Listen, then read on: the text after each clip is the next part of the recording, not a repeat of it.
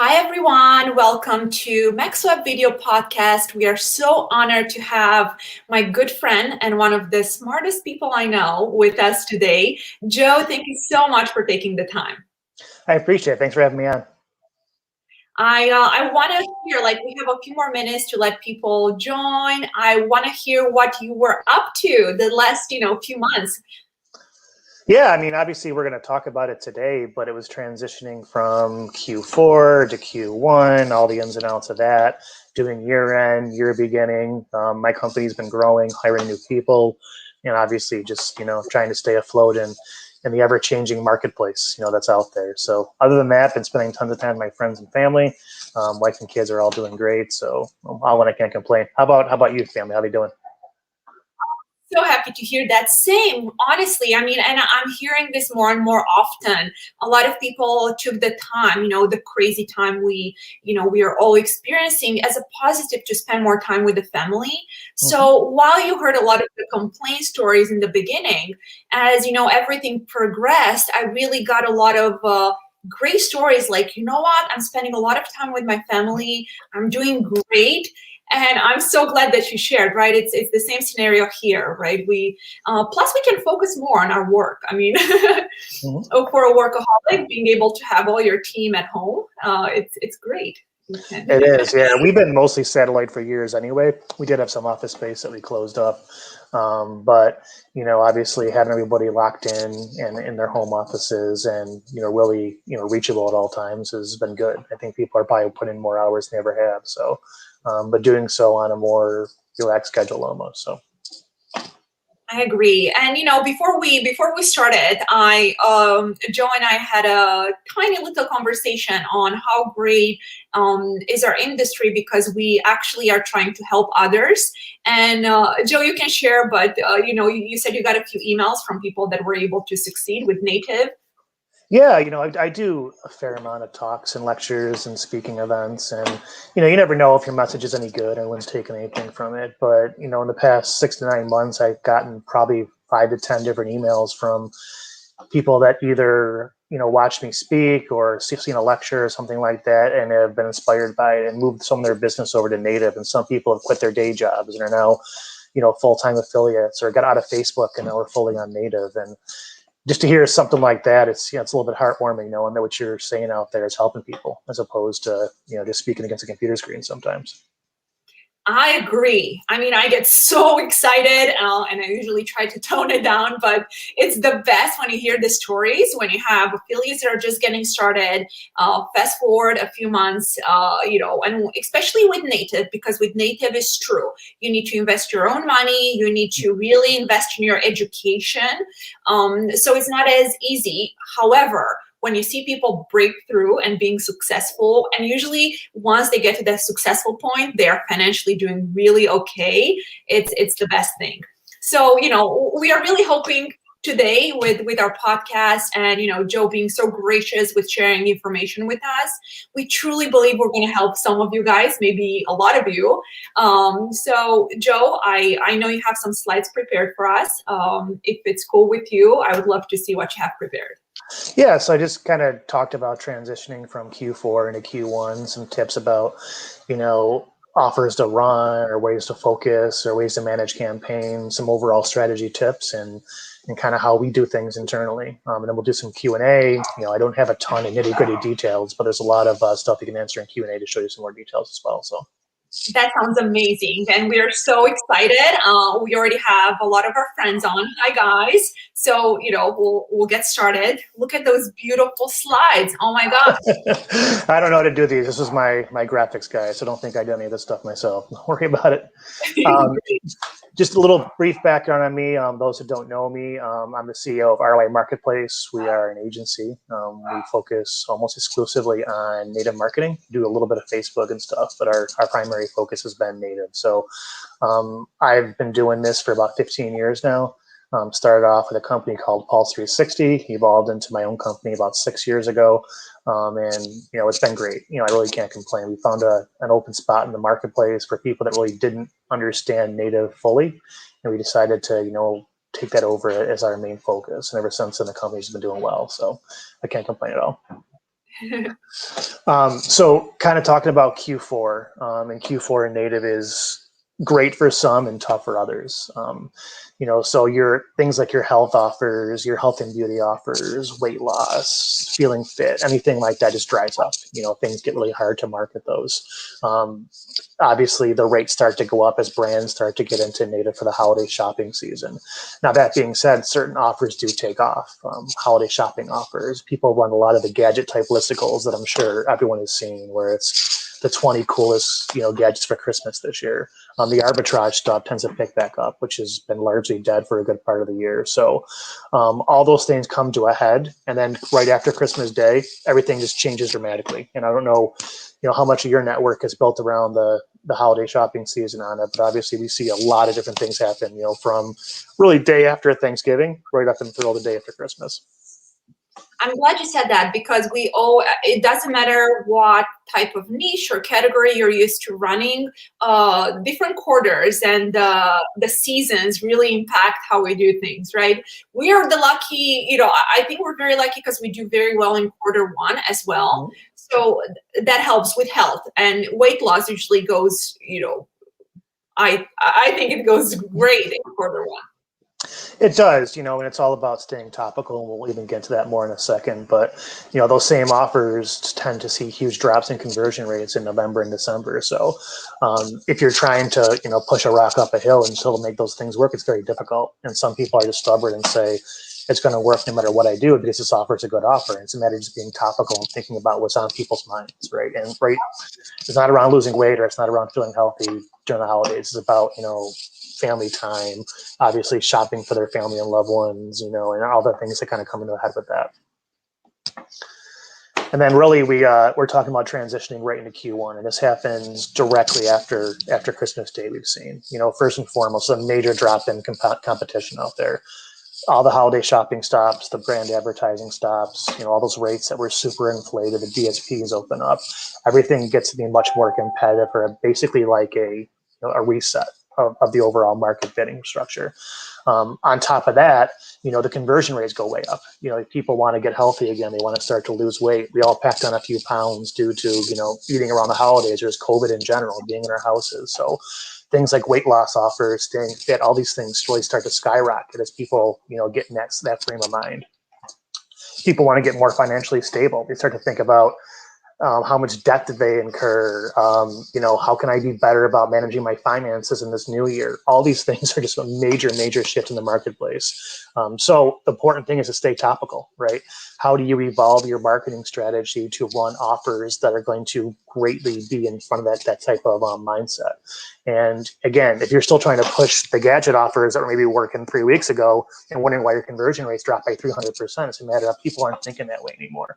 Yes, you can still get sales. Yes, you can probably still sell it and be profitable to some extent, but it's not going to be that hot offer that you can scale to super high levels. I'd imagine you guys probably saw a major increase in your volume on those offers, come January 1 for sure.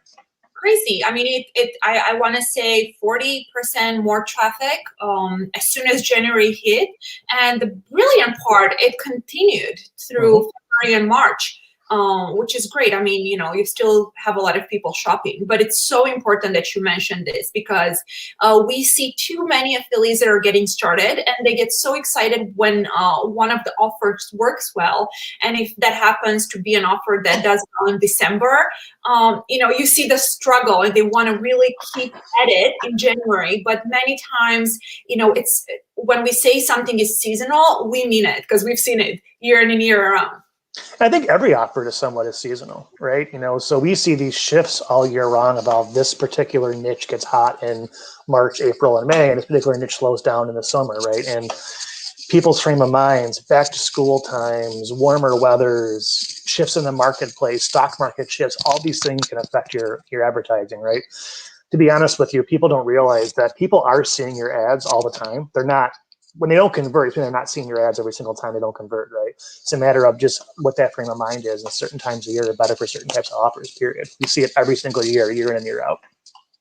I'm just gonna add something here real quick because I agree. And I have seen product owners who gave up on an offer because it wasn't converting for a couple of months. And, with us, we've been doing this for a few years. We won't tell you how many because we are younger than we look.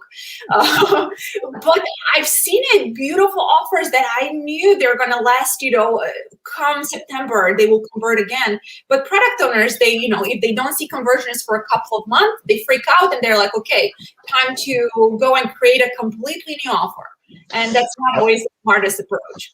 No, and so obviously, we're on the agency side, right? So we're talking directly to these clients. We're spending their money for them. So we have these conversations starting in October. Hey, expect the holiday slowdown. Expect after, November, things are going to really start to get slow for you guys. Your conversion rates are going to drop, less volume, all those things. Every year, it's just as bad as we think it's going to be. And every year it happens. You're never fully prepared for it. And if you can educate people about the seasonality, it tends to be a little bit easier to have those discussions. And obviously, we see their volume go down. We don't continue to spend money at a high rate if we're losing it because obviously business 101, right? But seasonality is just critical for a good marketing campaign. All right, so now we're transitioning from Q1 to Q2, right? What's going to change? At this point in time, we traditionally see the rates start to normalize a little bit. Again, they're super high in December, they're super low in January. Now they're starting to stabilize, right? To that probably where they're going to be throughout the remainder of the year until we get back into Q4. Budgets start to stabilize. People that were dumping a ton of money into January for weight loss offers because they're going to look, we're going to sell a million bottles of our diet pills by January 31st because that's when the New Year's dieters start to die off, right?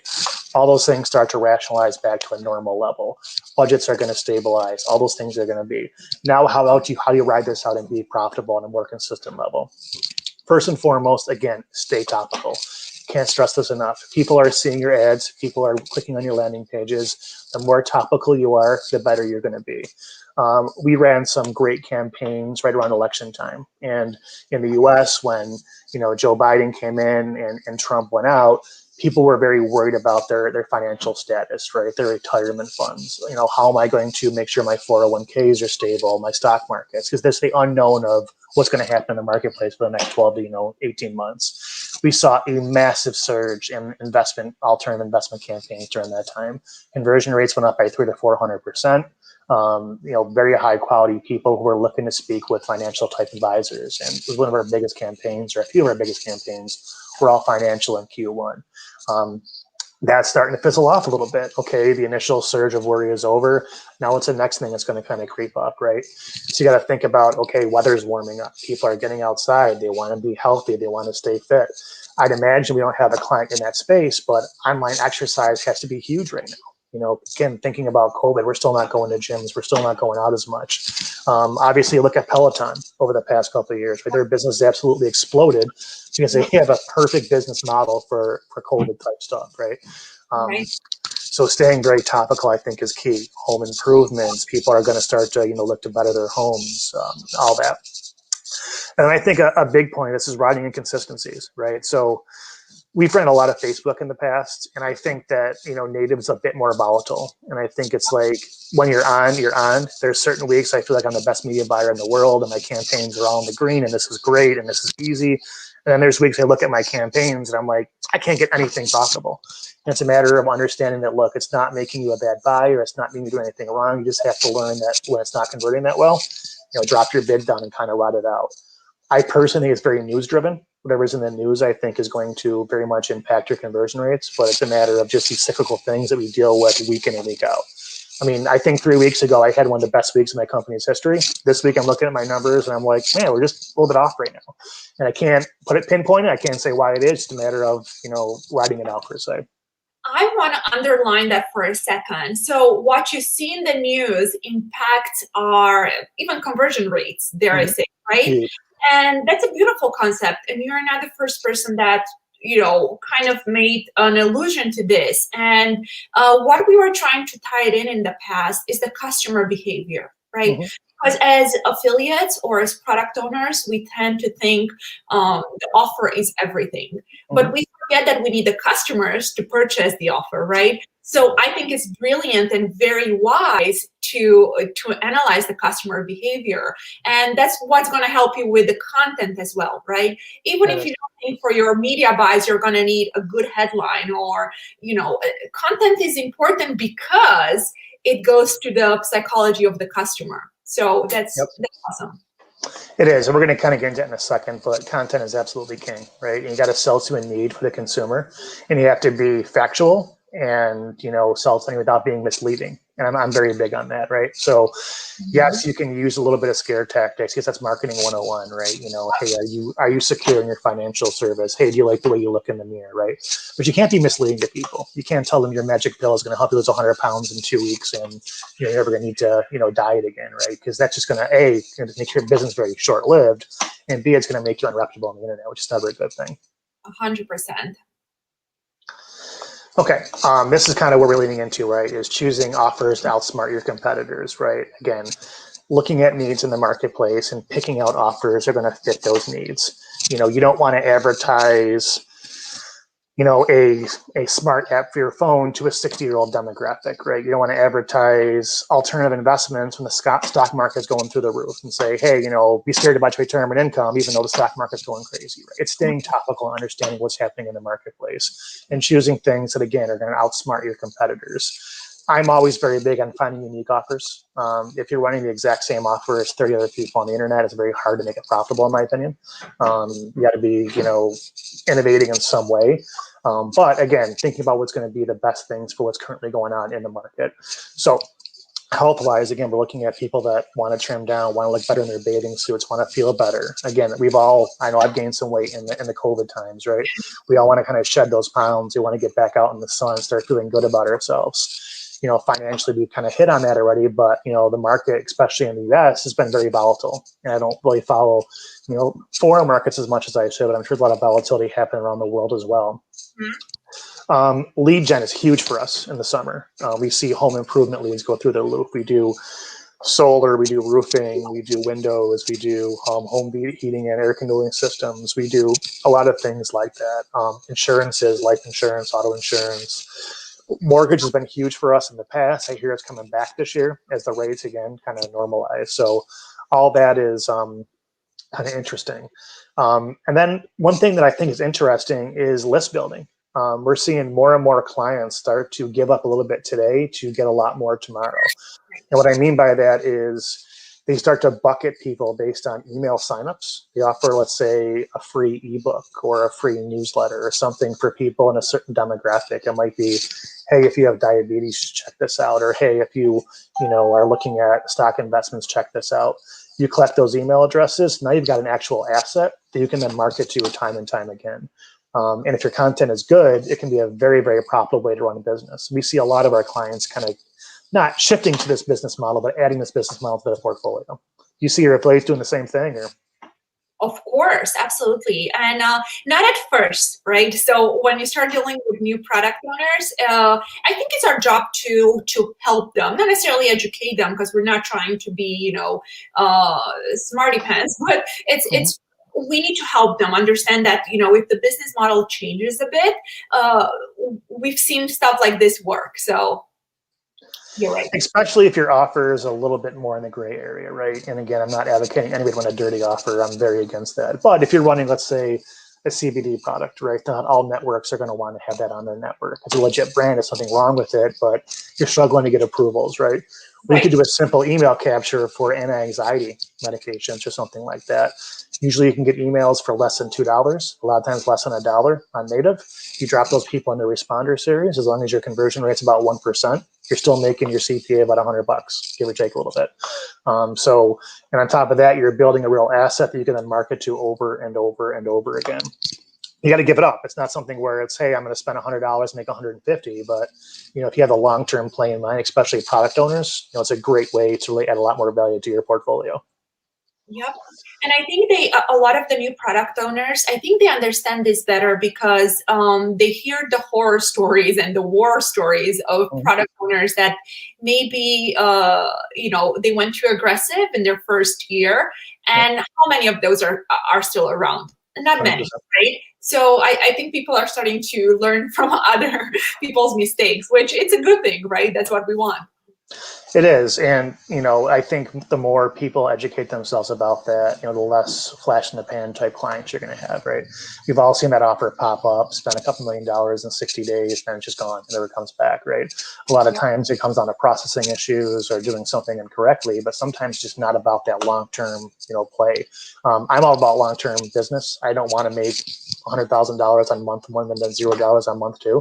I think that more stable business is better for everybody.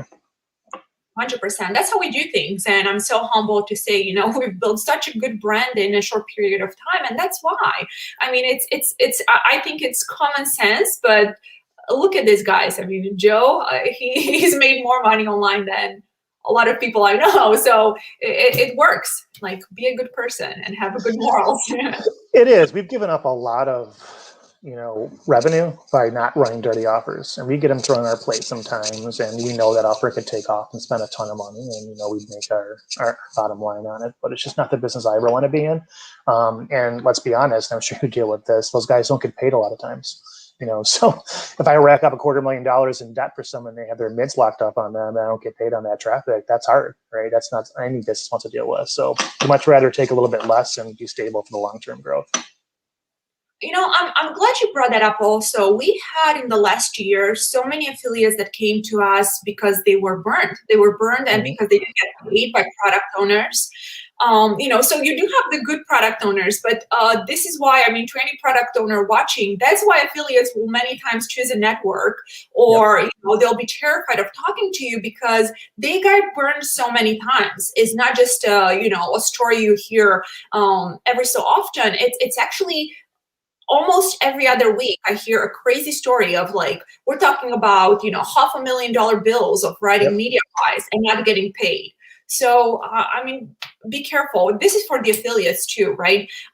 There are many offers we don't handle on MaxWeb, right? So we are happy to refer you, but if we won't be able to refer you to product owners many times unless we know for sure they paid their bills, right? So it just makes sense. It does. We hear it too. People getting burned for $100,000, $200,000, $300,000, $400,000. How do you sustain that as a business, right? And I guess if you're living in a world where it's all fake money and it's nothing's going to matter long term, then maybe you can just get by week to week with that. But not the business I've chosen for sure. 100%. And then kind of the last point here, and something that I've been really trying to shift my business towards, is going international. So the U.S. rates are ridiculously expensive. We fight, every single day for, branded U.S. content, and we see the rates, $1, $1.50, $2, $3 a click for premium content. That's hard to make work, right? It's great for the business that Native has evolved to a point where it's gotten that competitive, but it also makes it harder to make some of these other offers work. So we have had a huge focus on going international. And that's a matter of, lead gen or product sales or anything like that. And it's the same things all hold true. It's a matter of finding the need inside that marketplace, inside that country, inside that audience, and selling a product to that need. We've had some great wins over the past year, campaigns in France, and we had one in Singapore. I think we won in Indonesia. Just these little campaigns that pop up, and they're great campaigns. And they're, if you can kind of find those offers that are a great fit across the countries, you're going to see rates 3, 4, 5, 600% less than you're going to pay in the U.S. The conversion rates aren't quite as good, but it's definitely a balancing act between the two. It is. A lot of our clients that are here, they already run on MaxWeb, and there are offers that actually, ship internationally. And it's so beautiful for us, especially on native and social, because that's, the bigger chunk of our traffic. You're right. You guys, I promise I did not tell Joe to put anything in here. You see it works. International traffic, it's such a great opportunity. So I'm glad to see you confirm that for us. It is, and even more so non-English speaking international, right? If you can find an offer that's written in Spanish and you've got great translation teams and you can push that offer out to Spanish speaking geos, you're going to be paying pennies on the dollar for a premium US click, right? And again, I know conversion rates don't match up 1-to-1, but at that point in time, it's a math game, right? And I personally, I've seen some offers absolutely explode by that. We had an offer in France that did amazing. It was a silly little lead gen offer for home improvement in France that actually took off and was massive for us. I wish I had 20 more of those offers popping in my inbox every single week because they're just, they're super great to run. Let's put it that way. Agreed. We have several French offers on MaxWeb, so we're on the same page. Couldn't agree more. Cool. So well, I figured I'd cover this, even though most people probably understand this slide, but why not cover it anyway? I always look at diversifying my ad spend, right? And really the reason that my company has been successful is we don't just focus on one traffic source because there's a lot of volatility amongst traffic sources. A big client can come in on Taboola and throw the whole network off for a couple of days because they're buying premium spots all day on MSN, right? So it's important to stabilize yourself by running on a lot of different sources, and it helps you see a lot less volatility across your ad spend. So, maybe one day Taboola's having a great day, but Rev Content's terrible. Maybe 2 days from now, that might switch. And then maybe I see a great day from one of my push traffic sources. And maybe the rates get super low in the DSPs and Central and Zamenta and Verizon all take off, right? All these things are constant, obviously things to watch and work through. Now, admittedly, it's a lot of work. I'm lucky to have a great team in place that's able to manage this, with me, alongside me, in a lot of cases, better than me. But we see so much more stability by diversifying our ad spend. So I look at like our tier 1 sources are the ones we all know about: Taboola, Outbrain, Gemini, Rev Content, right? And Rev Content is recently, in my opinion, gone from a tier 2 to a tier 1 network. They've become phenomenal traffic for us over the past, 12 months, 18 months. I'm seeing the exact same thing, and we spend a lot of time with a lot of our affiliate partners. We have a great relationship with Rev Content, and it wasn't like this a couple of years ago, but now I can recommend it without feeling bad because I know they're going to deliver. So glad you said that. Yep, and then we have our our tier 2 or secondary sources, which got a lot of great traffic in them. And that's going to be your MGIDs, content ads, tap natives, ad blades, and TiVos, and so on, right? And then we do a lot of push traffic as well. So push, I kind of put in the same umbrella as native, even though it's a little bit different. But I still run it in a very similar mentality. It's a small image with a text ad, etc. A lot more garbage in it for sure, but it's a lot cheaper priced than it is going to be on the premium content. So, we're buying on Propeller and Pushnami and Zero Park, The Advertiser, AdCash, RTX, and a bunch of others. So. And then I kind of touched on the DSPs. That gets very tough depending on how competitive the rates are. Or we buy a decent amount of like volume and Verizon. Centro has been a great partner of ours. Zamenta was huge with us, although they've gotten a little bit more tricky lately because they're now following very strict Outbrain type guidelines. So they got a little bit tougher to buy on. But we've spent hundreds of thousands or millions on some of these platforms. Now, do you mind if I ask you a question about DSPs? Because we're trying to do more with that. And on first contact, they told us we need to spend $60K a year. Like, is that, common or not really? It is, but if you break that down, it's $5K a month. I mean, really, what is that from a media buy perspective? I agree. I just wanted to make sure it's not like, it's common, right? It's not like, oh, these guys, I'm going to make them pay more. It is. No, it is. And, again, there's a lot of value behind that. Now, no, you are paying more for the traffic, right? Because obviously they have to make their money. They mark their stuff up by 10 to 20%. So when you're buying a click on Outbrain, you're paying 20% more than buying that click on Outbrain directly. But the nice part is you can sit in one traffic source and you can manage, 30 different ad networks all from one seat. And you're really to set up a lot of whitelists and things you can't do at the account level. Which is hugely beneficial. Now, admittedly, it's a bit more work, and if you're not careful, you could spend a lot of money very unintelligently. But if you're on top of your things, you can really be pretty beneficial there. And then kind of the last way we buy traffic is just by direct site buys. So what we'll honestly do is we'll see a good looking site. We see native as well in here. We'll call them up direct and say, hey, I want to buy that ad spot. What's it going to cost us? And we just negotiate either a CPM or a flat rate. And that's been huge for us really for the past, couple of years. Not all sites allow it. We do some of the big boy buys on like MSN and AOL where it's like, 20, 30, 40, 50K for a day. We also do some of the small buys where it's like $500 for the month. And those campaigns, you kind of set it and forget it sometimes. But when you check in at the end of the month and you've made a couple 100% on them, it still really helps your bottom line. Yep, absolutely. I'm so glad to see some of the names on there on tier 2. We our affiliates do a lot of content ad, for example. So that's awesome. They've been around a long time. They've got a lot of really good traffic sources inside their network. They have some crap that you have to weed out, but that's every network, right? I mean, Taboola's got traffic I don't want either, right? I mean, and every single network has those same issues. So as long as you're being intelligent about it, you can really kind of make things happen, which kind of leads us right into our next question is API versus no API, right? So I think, in my opinion, to every massive spend level, you'd have some kind of API in place. Now, I will admit, 2 years ago, when I was given a chat about this, I was fully API. I refused to put network pixels on my pages because I thought what happened is, and it did happen to be honest with you, if I give out Brain my data, they sell to my competitors, right? Hey, we have this campaign doing very well. You should do the same thing. Same thing on Taboola, same thing on Red Contest and network-wide industry. So I was super against any kind of pixels by the network levels. Everything I ran was via API. We use the optimizer personally. I've also used Brax and Maximus and AdGenius and some others out there. They're all great. Optimizer is just kind of my go-to. So I had 100 rules all day running through different platforms, pausing based on engagement rates and conversion rates and all that. So we still do that, but now we are starting to let the network pixels kind of do some of the work for us. So companies like Taboola and Outbrain and Gemini are starting to get more Facebook-y, where they're allowing the pixels to be a little bit more intelligent, right? Yeah. You can now audience target, you can lookalike target, you can demo target, and the pixels are starting to smart bid or auto optimize based on your conversion rates. So while I would never say don't use an API, we are starting to use less rules in our API and letting the network do some of the work for us also. I agree. We do the same.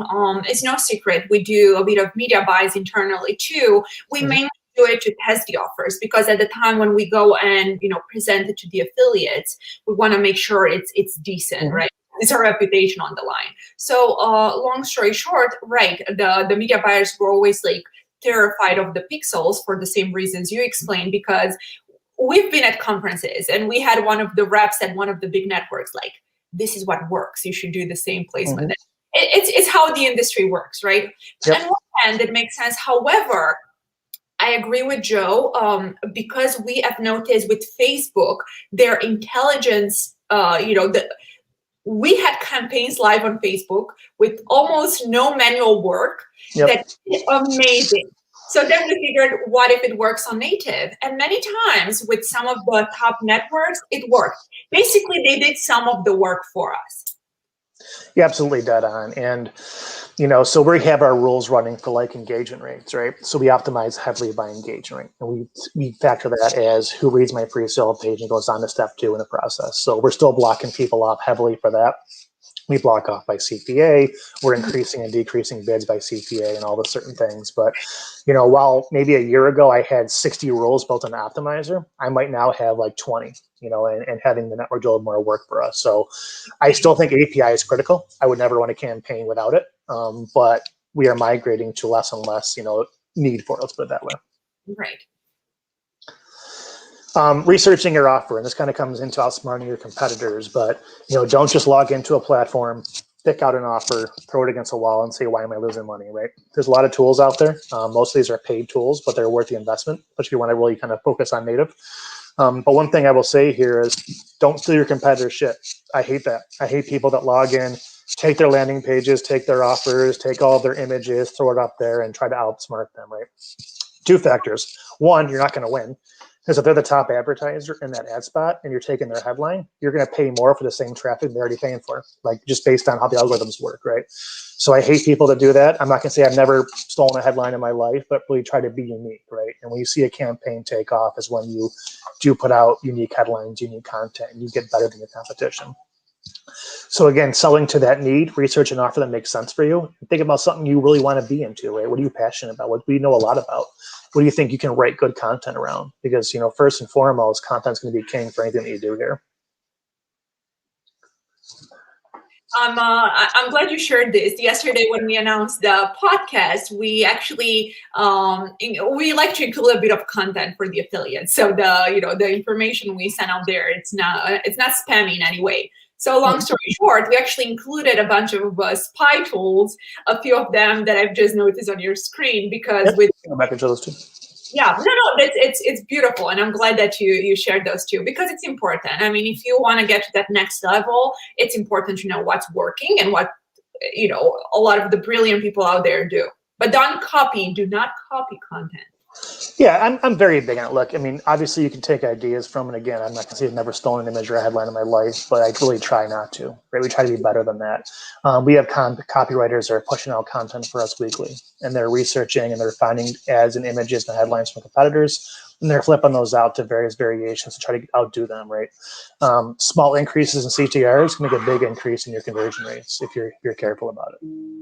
Beautiful. Okay, pre-sale pages, content is king, right? This is a hugely important thing for any type of native marketing. Very different than Facebook, very different than YouTube, very different than any other platform out there, right? Is how do you educate your consumers, again, without misleading them? In my opinion, the easiest way to get people at the bottom of your funnel is to put more people on the top of your funnel. Very simple, right? So by doing that, you have content that's more engaging, therefore more people are making it from point A to point B. So think about it kind of like this, right? If my current CTR from my landing page, my pre-sale to my offer page is at 15%, right?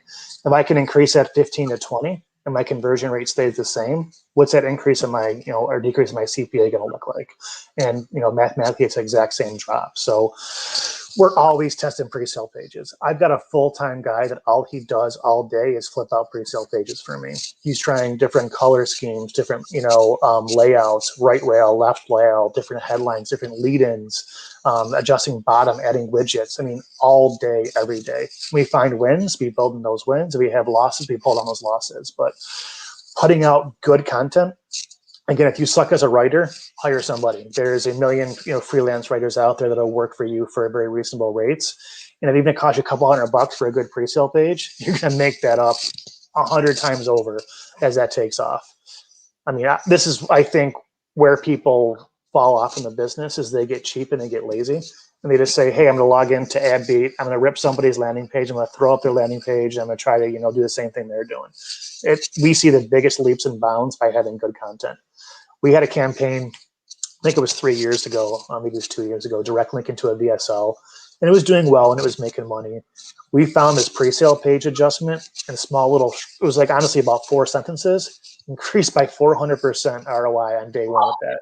Campaign went through the roof, was our biggest spender for like 3 months. So invest in it, put some time behind it. If you can't write it, hire someone to write it. I've said this many times. So again, guys, I promise Joe and I did not speak before the podcast, but I agree. And so many times, we have brilliant affiliates that say, you know what, I'm good at media buys, but I'm a terrible content writer. And time again, I say that's fine. We have so many copywriters in the industry, and I promise you, it's not costly. Even No, not bad. Right, it's not bad, and the investment, it's really worth it.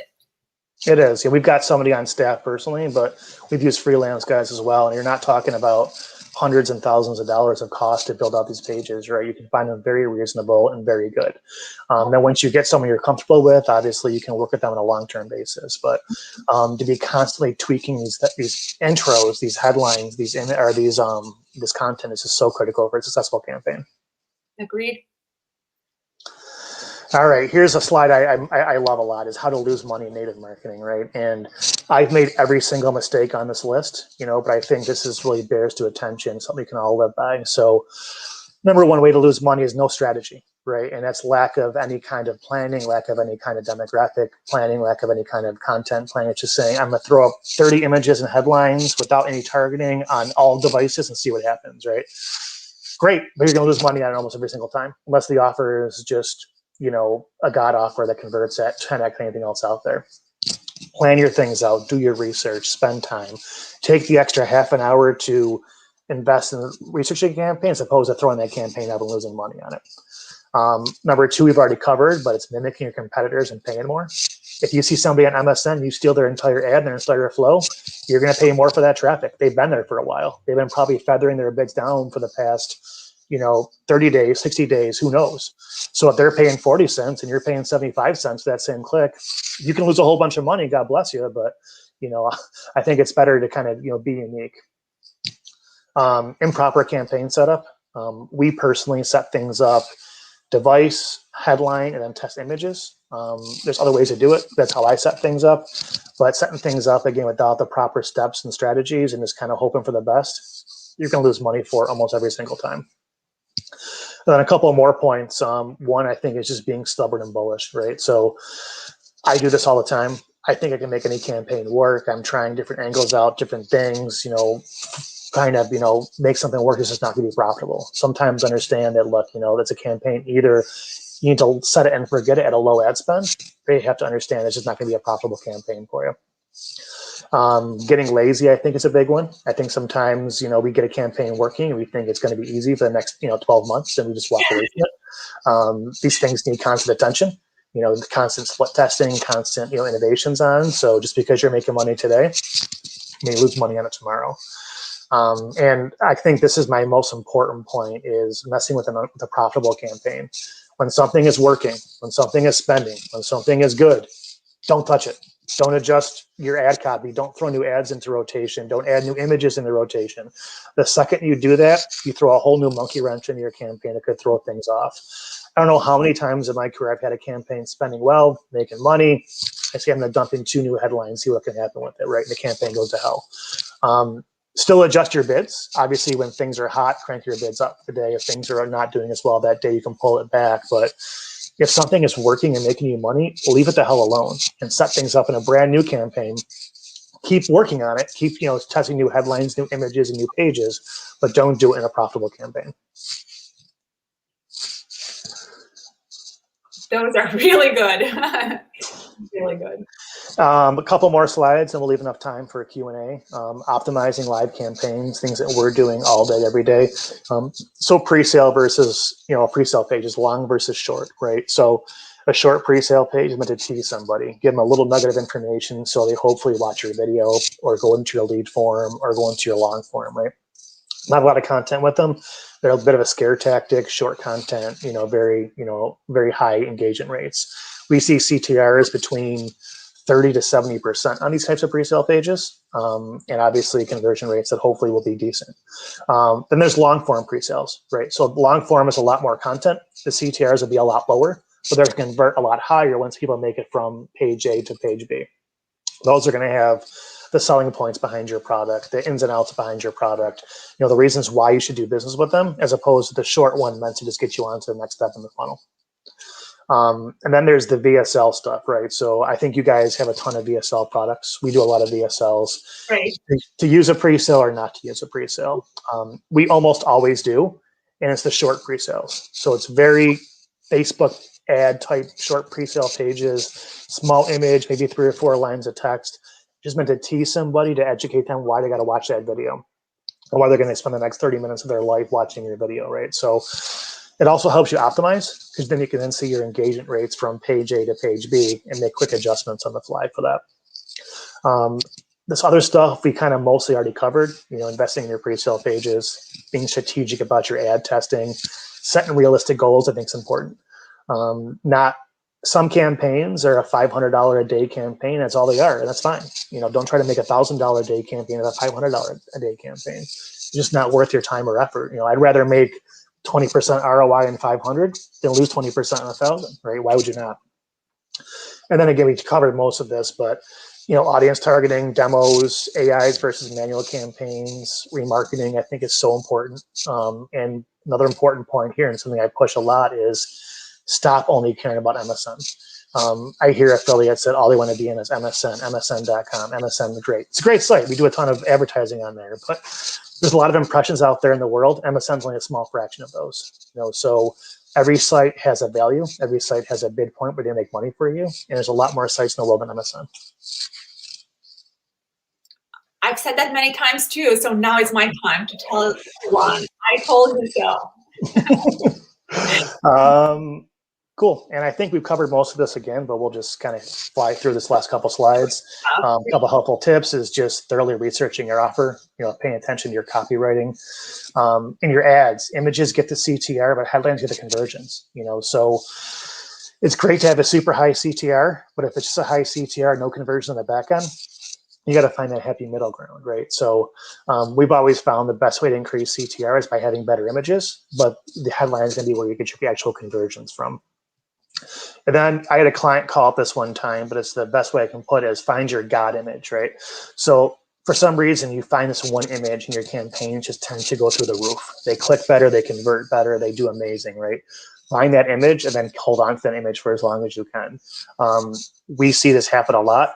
We see once this image is found, that our campaigns spend exponentially from then on out. And then a couple more things is just if it's not working, turn it off. Again, stop trying to be bullish and stubborn. If something's not making you money after a fair amount of time, try something different. Try to innovate some new ideas. And then again, we kind of talked on this part, but knowing your weaknesses. If you're not a good copywriter, go hire one. If you're not good with Photoshop, go hire a designer. If you really want to invest behind your campaigns, you're not going to be profitable unless you kind of do the extras. I agree. Really good stuff. We should have. That's it.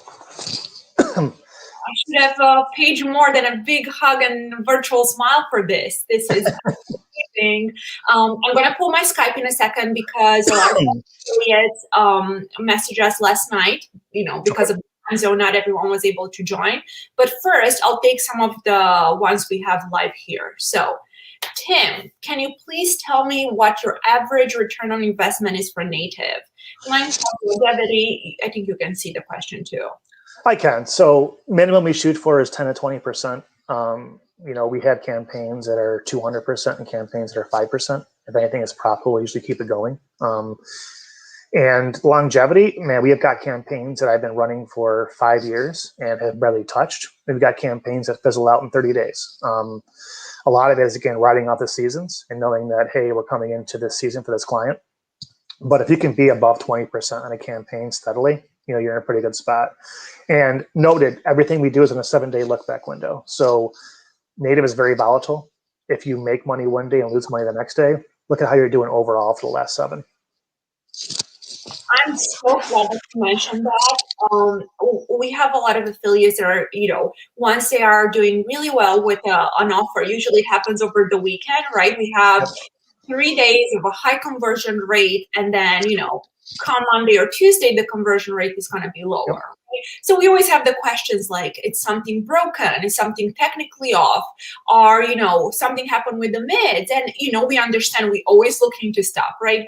But with time, we are very good, and I'm sure the product owners you work with are very good about making sure that there are no technical issues with the campaigns. And that's great advice, right? So look at the last 7 days, because it's going to be really hard for you if you go based on, what happened in the last 24 hours to really determine if it's a good offer or not. So basically, don't give up after just 3 days of testing. Yep, and VSLs tend to be better on weekends. People have got more time to sit at their computer, and they can watch a video versus during the workday. But noted, we see a lot of people start the video on Tuesday and then finish the video on Saturday. So it's not saying turn off your campaigns during the week, because that'd be crazy as well.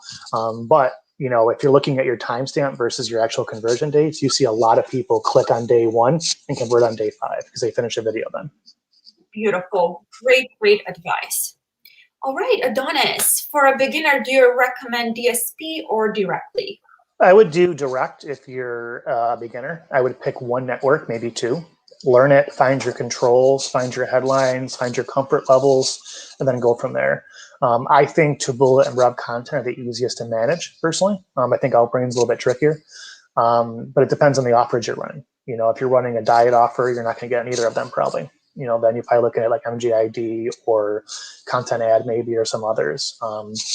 But I would say direct is definitely best for beginners. Amazing. It's really good. All right. So now I'm going to pull here some questions. This one is from Joel.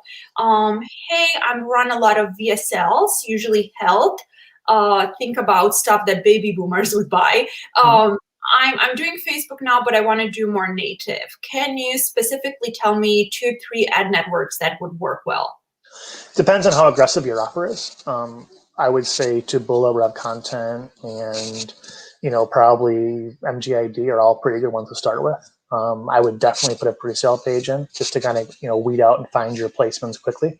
Block off anything that's below a certain CTR, which is usually anything less than 10 or 20%, and that varies again a lot by BSL. But learn it then, try to transfer over your best headlines and go from there. And you can probably, quite honestly, take your winning headline or your winning ads from Facebook and build those into pre-sale pages for native. Beautiful advice. You're good. You're really good. All right, Joanna, thank you. You're welcome. We love you. Okay, as you said, native is volatile. So how does a new product with limited budget can be effectively utilized in choosing a platform? So, again, it's all about looking over a 7-day window. So if you've got a $500 budget, per week, then break it out evenly and then find the days to convert the best and move the budget to those days. I see a lot of clients that, they want to set campaigns up to scale and all they care about is scaling. And it's like, well, wouldn't you rather scale when things are profitable? Because no one's got unlimited scale based on losing money. So, find some niches, even if it's only 4 or 5 sites that are working well for you, build your platform there, get your controls in place, get profitable, and then you can take those same learnings to new testing. Amazing. All right, I'm going to take another one here from Andrew. So Andrew asked, he said, I am doing a lot of Facebook currently, but I'm putting money aside for native. Good for you. What is a good amount that I should have saved because I'm going to be a brand new native affiliate?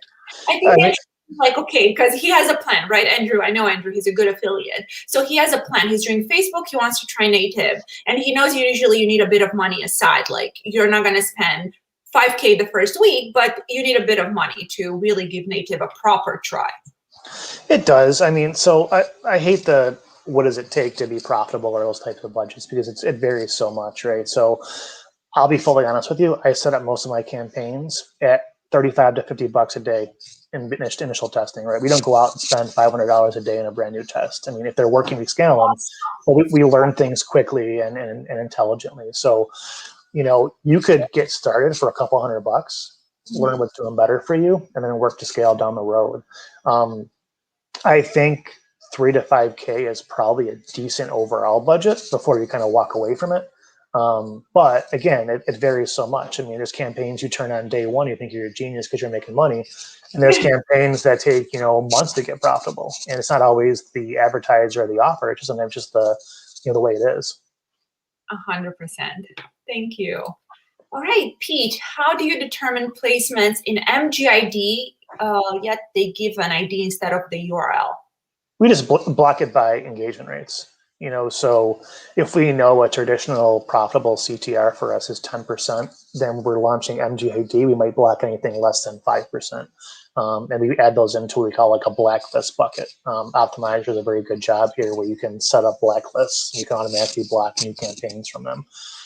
So that's how we do it. Quite honestly, the site name isn't important to me. It's all about how well they perform for us. Awesome. Beautiful. Okay. Amit asked, what is a good course for native? I think he means like an affiliate course, right? Yeah, so I actually spoke on one that James Van Ellick wrote, which is nothing but natives. That's about a year old now. It's really great. James is one of the big authorities in the landscape about that. He also does Geek Out, which is a little bit more high end for product owners, but it's an opportunity to really engage with people. So I would say nothing but natives is the one I recommend. Nothing but natives. Well, Yep. We get the question a lot, right? So we actually started compiling a document to be able to share with affiliates, and this came out a lot. So not just from you, because you just mentioned, you were speaking there, but it's actually coming up a lot. So I mean, it's good to give it a try. It is. I've been dying to put one together myself, but I don't have the time, unfortunately. But Oh my gosh, You should. I'd love to do one, but we'll see if I ever get enough time. Because I know our affiliates would buy it. I mean, honestly, we have so many affiliates that, they just want something that actually works. And sadly, you have a lot of courses out there that are, I'm going to be kind when I say this, they were written by people that don't actually succeed with native.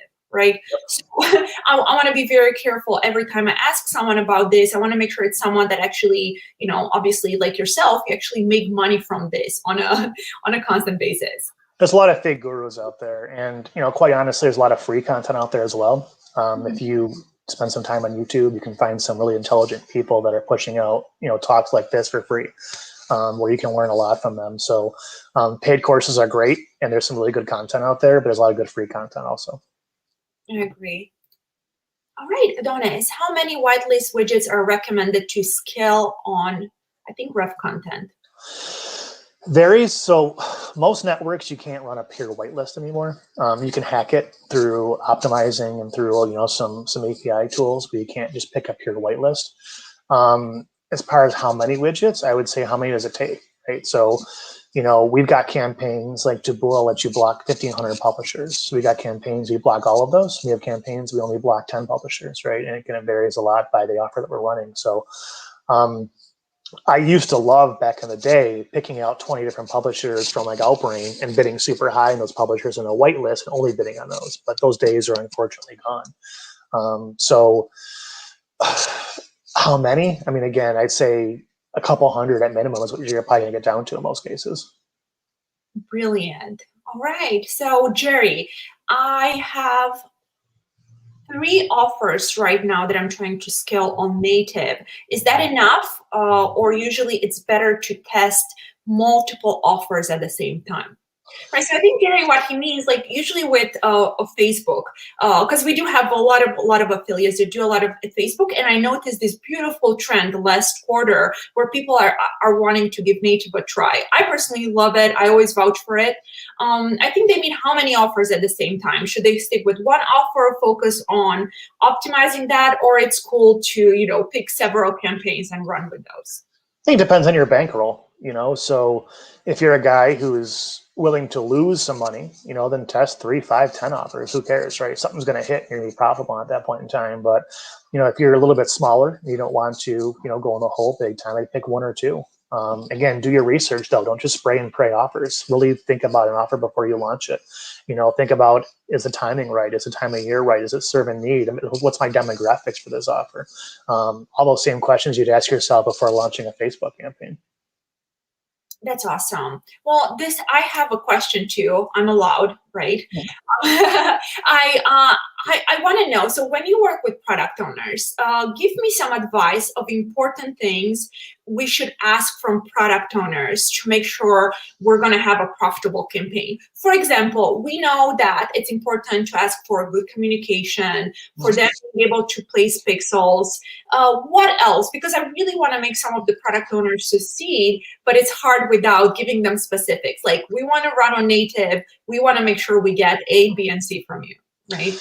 Yeah, so the technical side is important. Obviously, can you support postbacks? What CRM do you use? What are your current EPCs? Where are you currently buying traffic? Have you tried native in-house? If so, how'd it go? What were the offers?